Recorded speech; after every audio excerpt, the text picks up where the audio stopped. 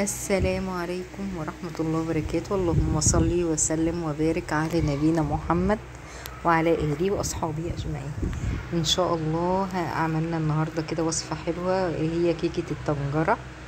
في أي حلة كده ملهاش ايدين بلاستيك كده يا حبيب قلبي تقدري تعمليها وتدخليها في الفرن.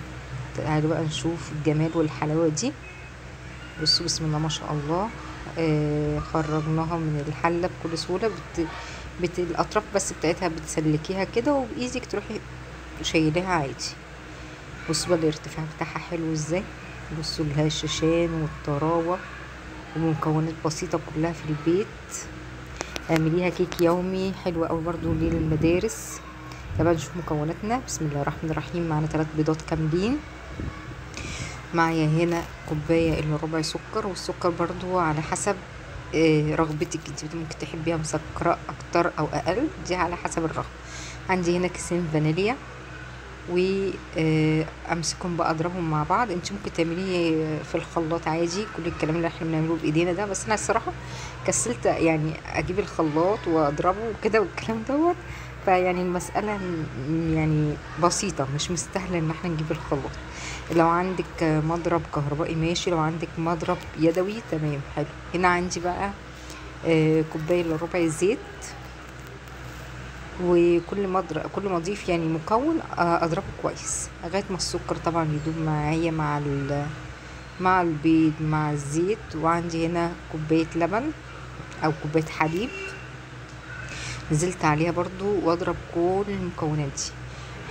الكيكه دي سهله جدا وسريعه، وممكن تعمليها خلاص المدارس خلاص يعني كل سنه وانتم طيبين على الابواب. ممكن تعمليها للاولاد ياخدوها معاهم وهم رايحين المدرسة او الحضانة، بدل ما في ناس كتيرة بتشتريها من الافران. لا يا جماعة دي اي نعم معمولة بزيت برضو، بس الزيت نضيف وحاجتنا نضيفة واحنا اللي عاملينها بايدينا، حاجة كويسة. كده بقى بعد ما ضفت الحليب وخلطتهم كلهم مع بعض هنا وضفت الدقيق. الدقيق طبعا بنزله تدريجيا، وكل مرة بنقول ان الدقيق في نوع دقيق عن دقيق بيفرق في شرب السوائل. تمام. وانا حطيت هنا معلقه كبيره بيكنج باودر، وانا بنزل في نص كده الدقيق حطيت معلقه كبيره بيكنج باودر. طب اخدت معايا قد ايه دقيق؟ شفتوا المج بتاع الدقيق اللي احنا عاملينه دوت؟ هي اخدت يعني حوالي ربع كيلو دقيق ومعلقتين 3 كبار ماشي. هنا بقى جبت ما عملتهاش في الصينيه، عملتها في الحله عشان تطلع ارتفاعها عالي كده يا حبايب قلبي. دهنت طبعا الحله بالزيت، تدهنيها كويس بمعلقه زيت كده، وطبعا دخلتها الفرن على درجه حراره 180 على الشبكه. وما بفتحش عليها خالص الا لما تشم ريحه الكيكه ظهرت. حتى اللي تفتحي عليها مش تفتحيش عليها من الاول عشان ما تهبطش معاكي.